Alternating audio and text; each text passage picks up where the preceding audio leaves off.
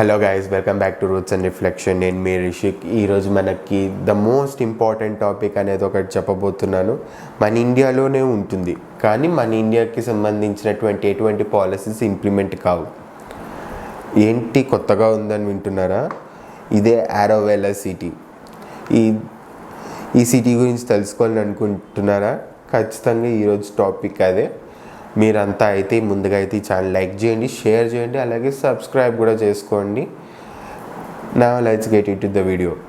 ఆరోవెలా city. ఈ Auroville city అనేది 1968లో మీరా అల్ఫసిస్ అనేటువంటి ఆమె ఈ సిటీని స్థాపించడం అనేది జరిగింది. ఈ ఆరోవెలా సిటీ అనేది ఒక రెసిడెన్షియల్ రీసెర్చ్ సెంటర్ అనే మనం చెప్పచ్చు.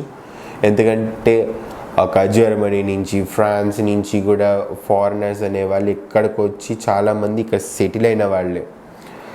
ఎందుకు ఇంతమందిని ఇక్కడికి ఈ సిటీ అనేది మనకి అట్రాక్ట్ చేస్తుంది? ఎందుకంటే మన ఇంటి పక్కన కూడా ఒక ఫారినర్ వచ్చి ఉండొచ్చుగా, ఉండట్లా. ఇక్కడికి ఎందుకు వచ్చి ఉంటున్నాడు అనేది మనం తెలుసుకోవాలి. సో ఇక పాయింట్ ఏంటి అంటే, వీళ్ళంతా కూడా ఒక రీసెర్చర్స్ అండి.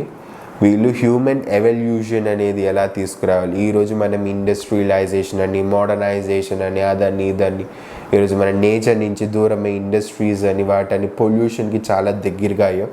దాంతో మన లైఫ్ ఎక్స్పెక్టెన్సీ అనేది కూడా తగ్గిపోయింది.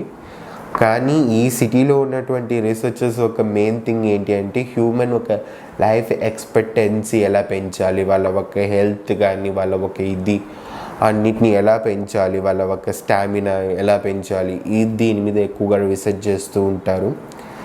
అండ్ ఈ సిటీ అనేది ఎక్కువగా కూడా మెడిటేటివ్ మైండ్ సెట్ ఉన్న వాళ్ళకి బాగా పనికొస్తుంది.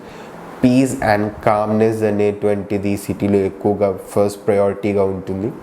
ఇక్కడ కనుక మీరు ఉండాలని అనుకుంటే మాత్రం ఒక కండిషన్ అప్లై. ఏంటి అంటే, ఇక్కడ మీరు ఒక సర్వెంట్ కింద ఉండాలి. డబ్బు, ఫేమ్ ఈరోజు మొత్తం వరల్డ్ అంతా కూడా దాని వెనకాలే పరిగెడుతోంది. కానీ మీరు ఈ సిటీలో ఉండాలని అంటే మాత్రం ఖచ్చితంగా ఈ రెండు విషయాలను అయితే మీరు వదులుకుంటేనే ఈ సిటీలోకి మీరు ఎలిజిబిలిటీ సాధిస్తారు. చాలా కష్టంగా ఉంది కదా, అందుకని మనం టూరిస్ట్గానే వెళ్ళొద్దాం. అంతటి మైండ్ మెచ్యూరిటీ అనేది వచ్చిన రోజున ఖచ్చితంగా మనం అందరం కూడా ఆ సిటీలో ఉండడానికి ట్రై చేద్దాం. కానీ ఎవరైనా మాత్రం ఖచ్చితంగా చెన్నైకి వెళ్ళేటువంటి వాళ్ళు ఎవరైనా ఉన్నారో, ఒకవేళ ఆ చెన్నై చుట్టుపక్కల ఉన్నటువంటి ఏవైనా టెంపుల్స్ వీటన్నిటిని కూడా విజిట్ చేయాలని అనుకుంటున్న వాళ్ళు ఖచ్చితంగా ఈ ఆరోవెలా సిటీని కూడా విజిట్ చేయండి. డెఫినెట్గా మీరు కాస్త peace of mind and relaxation అనేది పొందుతారు. ఊరికి ఒక టూరిస్ట్ లాగా వెళ్ళి వచ్చేయకండి. అక్కడ ఉన్నటువంటి పీపుల్ ఒక ఎక్స్పీరియన్సెస్ అనేవి షేర్ చేసుకోవడానికి ట్రై చేయండి. ఎందుకంటే నేను చాలా వీడియోస్ చూశాను. They are very friendly nature ఉన్నటువంటి పర్సన్స్ వాళ్ళు. ఎందుకంటే వాళ్ళు ఫ్రాన్స్ నుంచి, జర్మనీ నుంచి వచ్చి ఇక్కడ సెటిల్ మోర్ దెన్ 25 years నుంచి కూడా ఉంటున్నటువంటి వాళ్ళు ఉన్నారు. సో డెఫినెట్గా వాళ్ళు ఒక ఎక్స్పీరియన్స్ అనేవి షేర్ చేసుకుంటే మనకి కూడా పనికొస్తుంది అనేది నా ఒపీనియన్. మీరేమనుకుంటున్నారు అనేది మాత్రం కింద కామెంట్ సెక్షన్లో కామెంట్ చేయండి. So that's it for today guys. చాలామంది చూస్తున్నారు కానీ మన ఛానల్ని అయితే ఎవరు సబ్స్క్రైబ్ చేయట్లేదు. కనీసం లైక్స్ అనేవి వేయండి అబ్బా. చాలా కష్టపడి వీడియోస్ అనేవి చేస్తున్నాను నేను. చాలా రకాలైనటువంటి ఇన్ఫర్మేషన్ గ్యాదర్ చేయడం, నేను కూడా చదువుకుంటూ ఈ పనులన్నీ చేయడం అనేది నాకు కొంచెం వర్క్ అనేది ఎక్కువగా ఉంది. దాంతో నేను వీడియోస్ అనేవి కొంచెం లేట్ అయినా కూడా పర్వాలేదు వీడియో చేద్దామని చెప్పి నేను చేస్తూ వస్తున్నాను.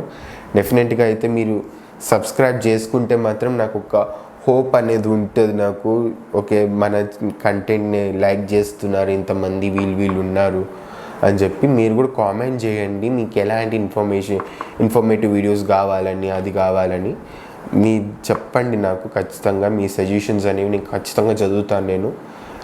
నాకు టైం లేకపోయినా టైం చేసుకుని మరి మీ ఒక కామెంట్స్ నేను చదవడానికి ట్రై చేస్తాను.